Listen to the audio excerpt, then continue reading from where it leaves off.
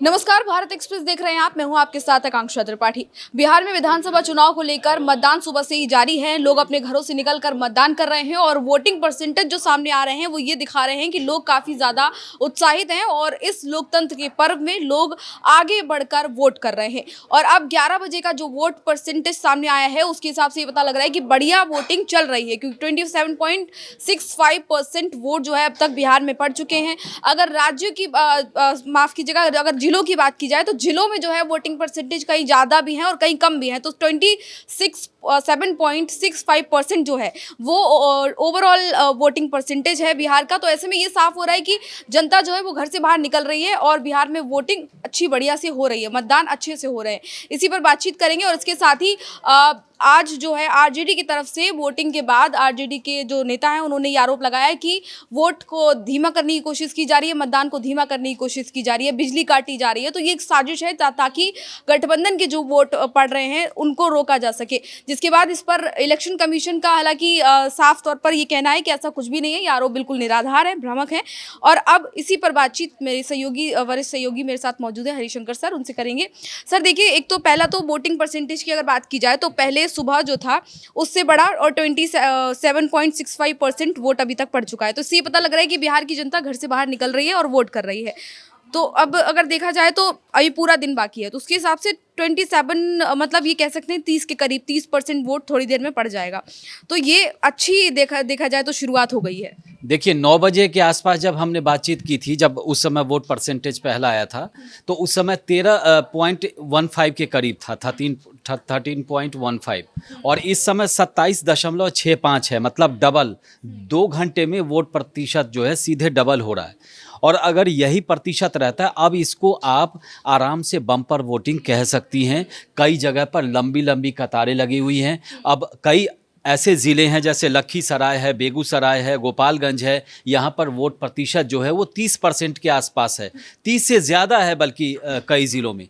तो आप समझ लीजिए कि लंबी कतारें क्या कह रही है, क्योंकि अगर वोटर इतनी संख्या में निकले हैं तो कहीं ना कहीं वो मकसद से निकले हैं। और बिहार में एक अच्छे लोकतंत्र की ओर जनता आगे आकर के बढ़ी है। और इससे पहले बहुत सारे कैंपेनिंग किए गए थे, चाहे चुनाव आयोग हो, चाहे पार्टियां हैं, सभी ने अपील की थी। हम भी लगातार सुबह से अपील कर रहे हैं कि मतदान कीजिए, क्योंकि लोकतंत्र में ये आपका सबसे मजबूत हथियार है जिसका आप इस्तेमाल करते हैं, आप अपने मन की सरकार बनाते हैं।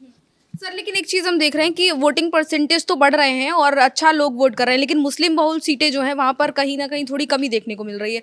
उतना एक्साइटमेंट या फिर जैसे बाकी जिलों में दिख रहा है उतना नहीं दिख रहा है, लोग कम बाहर निकल रहे हैं। देखिए मतदान जो है वो मतदान होता है। हर जगह पे एक जगह की सुविधा की जाती है। ऐसा नहीं है कि हिंदू और मुस्लिम और किसी और कम्युनिटी के लिए अलग से व्यवस्था होती है। सबके लिए एक जैसा मतदान है। कहीं कहीं पे ऐसे लोग आरोप लगा देते हैं कि मतदान धीमा हो रहा है, मतदान ये किया जा रहा है, रोका जा रहा है। ये सब सामान्य प्रक्रिया होती है। क्या मतदान जिस दिन नहीं होता उस दिन बिजली नहीं कटती है किसी शहर में? तो ये सब आरोप प्रत्यारोप नेताओं का काम है, पार्टियों का काम है, एक दूसरे पर लगाते हैं वो। लेकिन चुनाव आयोग का सीधा सा है कि मैक्सिमम जितना वोटिंग हो सकती है और जितने लोग लाइन में आ रहे हैं, जितने बूथ केंद्र तक पहुंच रहे हैं, सबको वोट डलवाना है, चाहे 6 बजे, चाहे 7 बजे, चाहे 8 बजे। जो भी कतार में आ गए और वोट जहां पर डल रहा है वहां कैंपस में पहुंच गए तो चुनाव आयोग उनका मतदान करवाता है। तो इसीलिए कोई घबराने की ज़रूरत नहीं है। आप कतार है ना, आज छुट्टी भी तो है, तो आप अगर लोकतंत्र के सबसे बड़े महापर्व में आप हिस्सा ले रहे हैं तो आप अपना वोट डालिए।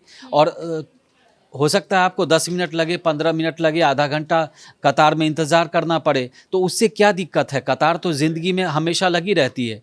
आप मेट्रो में जाइए तो कभी कतारें दिखेंगी, कहीं भी जाएंगे, बहुत सारी जगह पे, सार्वजनिक जगह पे जाएंगे तो कतारें दिखेंगी। तो ये तो इतना बड़ा त्यौहार है लोकतंत्र का, तो आपको अपना मतदान करना ही चाहिए। और पब्लिक बहुत भारी मात्रा में, खास तौर से कई ज़िलों में महिलाओं को मतदान केंद्र पर देखा जा रहा है भारी मात्रा में।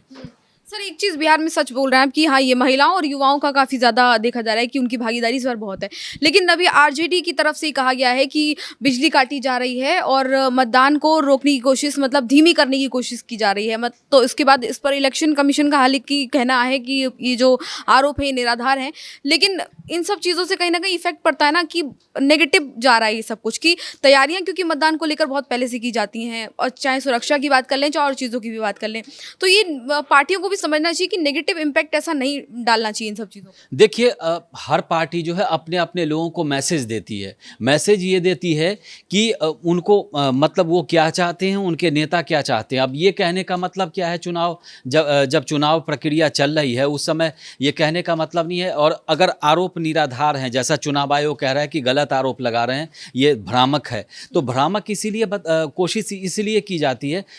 खैर राजद की बात है तो वो बताएंगे, आरजेडी वाले बताएंगे, लेकिन मुझे लगता है कि इस तरह की चीज़ें अपने लोगों में मैसेज देने की कोशिश है कि आप मैक्सिमम जाकर के बूथ पर अपना मतदान करिए। कुल मिलाकर के है कि जितना ज़्यादा प्रतिशत मतदान होगा और उनके महागठबंधन के पक्ष में होगा तो उनके उम्मीदवार जीतेंगे। ये सीधा सा फंडा है, इसमें कोई लेकिन इलेक्शन कमीशन की तरफ से तो की जाती हैं तैयारियां, लेकिन एक चीज़ ये भी होती है कि जो नेता होते हैं जिनके कैंडिडेट्स खड़े हैं या फिर जो पार्टियां हैं बड़ी, वो भी तो अपने तमाम जो कार्यकर्ता हैं उनको पहले से लगा देते हैं कि आप इसी काम में लगिए कि आपको किस तरीके से बूथ पर लोगों को लेके जाना है। तो आपने देखा होगा क्योंकि कई बार ऐसे विजुअल्स आते हैं, ऐसे शॉट्स आते हैं जिसमें हम देखते हैं कि ठेले पे लेके जा रहे हैं लोगों को या व्हील चेयर पर लेके जा रहे हैं, तो व्यवस्थाएं तो पार्टी की तरफ से भी की जा रही हैं। इलेक्शन और कमीशन वगैरह का तो ठीक है, वो तो कर ही रहा है जी। नहीं पार्टियां तो करती हैं और इस काम में बीजेपी माहिर है, क्योंकि बीजेपी को आप हमेशा देखिएगा, बीजेपी के कार्यकर्ता चाहे उनके नेता जो हैं वो घर घर पहुंचते हैं। वो दिल्ली में भी आपने देखा होगा, यूपी में भी ऐसा ही है कि वो अपने इलाके के वैसे मतदाता जो बूथ तक पहुंच नहीं सकते, बुजुर्ग हैं चाहे कोई विकलांग हैं, दिव्यांग हैं, तो उनको बूथ तक पहुंचाने के लिए वो अपनी गाड़ी का इस्तेमाल करते हैं या टोटो में लेके जाते हैं, ऑटो रिक्शा में लेके जाते हैं, उनको बूथ तक पहुंचाते हैं। और स्वाभाविक तौर पे जो आपको बूथ तक लेके जाएगा तो आपकी सहानुभूति उसके लिए ज़रूर होगी। और यकीनन आप उससे एक बार पूछ लेंगे कि आप किस पार्टी के हो भैया, तो वो सीधे बताएंगे कि बीजेपी है, चाहे कांग्रेस है, चाहे आरजेडी है। तो उसका फ़ायदा होता है पार्टियों को, और बीजेपी इस काम में सबसे अव्वल है। हर शहर में कभी भी चुनाव हो, चाहे लोकसभा का हो, विधानसभा का हो, चाहे नगर निगम का हो, बीजेपी ये काम करती है। सर बीजेपी अव्वल है और बीजेपी के कार्यकर्ताओं में कॉन्फिडेंस भरने का काम तो बीजेपी के लीडर्स ही कर रहे हैं ना, तो क्योंकि जो बूथ तक पहुंचाने का काम कर रहे हैं वो लीडर्स नहीं कर रहे हैं, उनके कार्यकर्ता कर रहे हैं। तो कार्यकर्ताओं में जो इतना जोश है वो उनके नेताओं की वजह से ही है। देखिए बीजेपी जो है वो फुल टाइमर पार्टी है। बाकी पार्टी के लोग जो हैं वो कई सारे नेता उनके पार्ट टाइम के होते, जैसे कांग्रेस में बहुत सारे लोग पार्ट टाइम वाले थे, चाहे आरजेडी में कुछ नेता जो हैं वो पार्ट टाइम हैं, लेकिन बीजेपी में सारे नेता फुल टाइमर हैं। वो सालों भर चुनावी मोड में रहते हैं और प्लानिंग उनकी शुरू से रहती है। जब दूसरी पार्टी के लोग जो है चुनाव उम्मीदवार सोच रहे होते हों तब तक प्रधानमंत्री की रैली बिहार में हो जाती है। उसके अलावा इन लोगों की आपस में गठबंधन में इनका आपस में सहमति नहीं बनता, तब तक बहुत सारी चीज़ें बीजेपी आगे लेके चली जाती है, जेडीयू आगे लेके पहुंच जाती है। तो फिर शिकायतें बाद में करते हैं कि जनता ने ऐसा नहीं किया, लेकिन जनता इस बार निकल रही है बाहर। और अब क्योंकि रैलियां काफ़ी टाइम से चल रही थी, जनसभाएं चल रही थी, नेता चुनावी मैदान में नजर आ रहे थे और अपने अपने प्रत्याशियों के लिए वोटों की अपील कर रहे थे।